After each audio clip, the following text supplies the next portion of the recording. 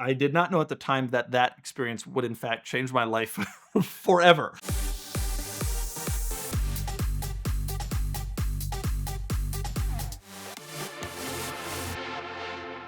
It was December of 2012, and I knew that I was going to be quitting my desk job. I had been a very good kid. I had gone to a good school. I had gotten a good job after college. And then I went on this crazy path at age 24 where I decided to quit my job and write about cars for a living, which was insane. And it was December of 2012, and I decided that I had been buying and selling and fixing and dealing with all these crappy cars, and it was time to, like, if I was gonna do this, I needed to not be spending money in that way, and I needed to buy a rational car. I remember one night I was in bed, like, scrolling on the internet, and I discovered that CarMax sells cars with Max Care, which is this, at the time, it was a 6-year pretty much bumper to bumper warranty. There were a few more exclusions than you would find in a normal car warranty, like a new car, but not many. And I was like, And the really special thing about that was that at that time, CarMax sold some pretty crazy stuff. So I bought the Range Rover, which became famous. That was the car that I bought. I bought it in December of 2012 with this 6-year warranty. But I could have bought, they were selling Audi A8 W12. These are national, so they weren't all like, I bought the Range Rover from the store in Marietta, but they had E60 M5s. They had 1 Series M's. In fact, it was so weird. I think they must have been getting the 1 Series M's from like the BMW driving school in South Carolina. There was a time when they had 10 different white 1 Series M's all listed at once. And I don't know how they were getting them, but I always assumed it was that. And so you could have bought a 1 Series M with a 6-year bumper to bumper. They had an R8 at one point. The funny thing is they refused to sell G-Wagons. What I really wanted was a G-Wagon, but they refused to, and I think still refuse to sell G-Wagons, which is so funny because those are actually pretty reliable cars. There were BMW 760s, there were S65s. In fact, CarMax used to have, probably still does, a filter by cylinder count, and I would often just click on V12. Let's see what they got today. And there were, S65s, CL65s. It was not uncommon. They used to sell crazier stuff. And I think what happened is they kind of shrunk the craziness of their inventory to meet like the regular demand. And then they also shrunk the craziness of the warranty. To be fair, you can still get a Macan Turbo or a S-Class with this Max Care. And frankly, I think you'd probably come out ahead. But back then it was you were definitely going to come out ahead. I was planning to not have a lot of money. I had been doing okay. Had like a corporate job and I was writing on the side and not telling my corporate job. But then I was like going to get rid of the corporate job and just focus on the writing. And that was one of the reasons I wanted a car with a warranty. But it was still an opportunity to have a cool car while having kind of like being like having a little bit of a safety net. And that was what it was. And it worked that way. So I went to the dealership. It was December 8, 2012. And I bought a 2006 Range Rover with a CarMax bumper to bumper 6-year warranty. And I did not know at the time that that experience would in fact change my life forever and the life of CarMax forever. I started writing for Jalopnik, which at the time was the really big car blog. And one week I didn't have anything to write about. And I was like, why don't I write about my Range Rover? And it blew up. I mean, people just were like, I can't believe this is real. I can't believe they sell these warranties. This is insane. The story went totally viral, hundreds of thousands of views. And I was like, okay, I have something here. Then I kind of started rooting for it to break. I never intentionally broke it, but I definitely started being like, okay, like when's the next one? And I mean, Range Rover has this reputation for being tremendously unreliable. Unbeknownst to me, I actually bought the most reliable age of them. The 06 to 09s were of the L322 body, which went from 03 to 12. The 06 to 09s were the ones you wanted. They had the best engine, the best transmission. The later ones, which I couldn't afford, CarMax did offer them, but I couldn't afford them. The later ones had problems with timing chains, as you're well aware. The early ones had a ton of issues. The 03 to 05s, they had a BMW engine transmission that was not good in the BMWs either.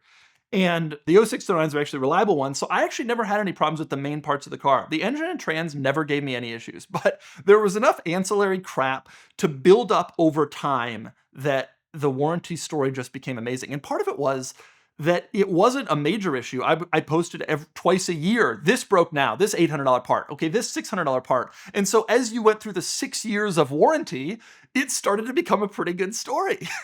So I started making YouTube videos, and I would make videos as companion pieces to my articles about that car. And it was still an absolute viral thing. Every time I would do it, people were like, Doug's CarMax Range Rover broke again.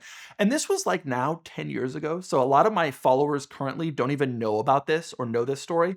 But occasionally I will get people come up to me on the street and still say, I've been following you since the CarMax Range Rover. But this was the thing I was known for the first 2 years of my career, 3 years. And it's funny now that I have all these other cars, I've launched cars and bids, nobody even remembers it. But it was a huge deal at the time. It's hard to explain now for people who weren't there, but it was a massive deal. Every time I'd write a story about it on Jalopnik, it would go absolutely viral. Everybody, all car enthusiasts by the end of this knew about the MaxCare warranty. And some of them didn't even know I was the impetus. They heard about it third hand from a guy who read one of the articles or something, but it became a massive, massive sensation at the time. In the end, a couple of interesting things happened. Number one, 3 years into the story, I happened to be going to Richmond, Virginia. I was buying a Nissan Skyline GTR that was there, and the CarMax is headquartered there. And so I sent an email, just a random email to their PR people. Hey, you want to get a meal?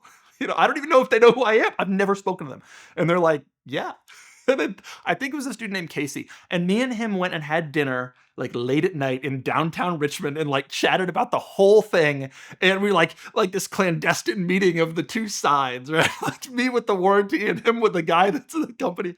But he told me straight up, he was like, it's obviously done more good for us than bad. Like you can't manufacture a viral story like this. Like companies would kill to have this kind of thing. But one of the other things that happened was CarMax stopped offering the warranty. So it wasn't just me. A lot of people like to blame me for this, but it wasn't just me. MaxCare was an unrealistic warranty product on a lot of the vehicles they were selling. And so not only did they stop selling some of these vehicles, they used to sell just high mileage whatever. As long as it was in nice shape, they would sell it.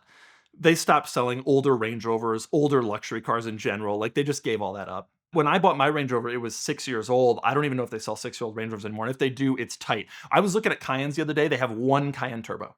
They stick to kind of the bell curve type of cars. And they shortened the warranty period. So it used to be 6 years, now it's 5. I think it doesn't cover as many things. And on some cars, the mileage limit is much lower. So when I bought it, it was either 100,000 or 125,000 miles max. You could choose up to the mileage on the car, not 125,000 more miles, but. And when I bought the car, it had 60,000 miles. So I was getting a 6-year, 60,000 mile bumper to bumper warranty on a 6-year-old Range Rover. They put a stop to that. I think on a Range Rover now, they would probably only sell you up to 75,000 miles or something. And it's only 5 years. And so the coverage has all changed. The last warranty service on a Range Rover, like everybody with a warranty, we took it in 3 months before the warranty expired. And we're like, okay, dealership, tell us everything it needs. We're going to fix it all. And it was a huge bill. It was like $8,000 and like another $800 out of pocket that the warranty didn't cover. And that was it. So I paid for the warranty. The warranty was not cheap. Even then they knew they had to charge more. And even then it was graduated. Like a Camry warranty would be $1,800 and a Range Rover warranty would be like $3,500. I think I paid around there. The total payout was, I don't remember the exact number now, but probably around $23,000.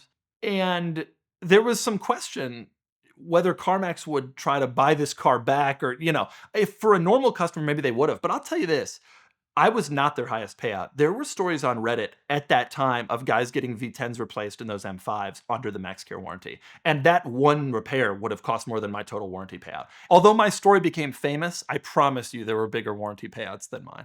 I bought the car for $26,998 or something like that. And at the end, it was essentially worthless. I mean, I think because we had maintained it so well, I probably could have sold it for like $8,000. Interestingly, those L322 Range Rovers actually had kind of a come up on the used market, and nice ones sell for real money now, and maybe I shouldn't have given it away.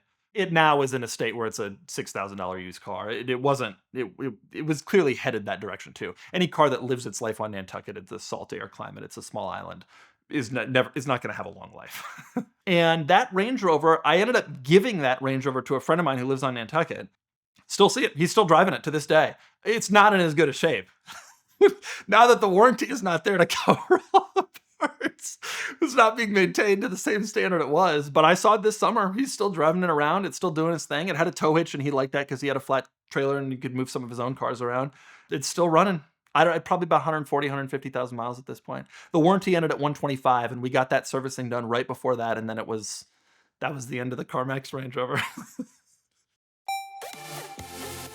When you get a ticket, it might look something like this, but the first thing that you need to do is take a picture of that ticket and send it to 305 305. That will get the ticket clinic on your case immediately. They've got brick and mortar offices in Georgia, Florida, and California, but they can help you find a ticket no matter where you get it in the United States by helping you find a local attorney that will do everything they can to help you avoid costly fines, insurance premium increases, points on your license, risk of suspension, even jail time. They've helped me out with this ticket and many others, and a lot of my friends as well. So check them out now at the link in the description below, or again, text your ticket to 305 305 to get the ticket clinic on your case. They are the perfect partner in your fight against any speeding ticket.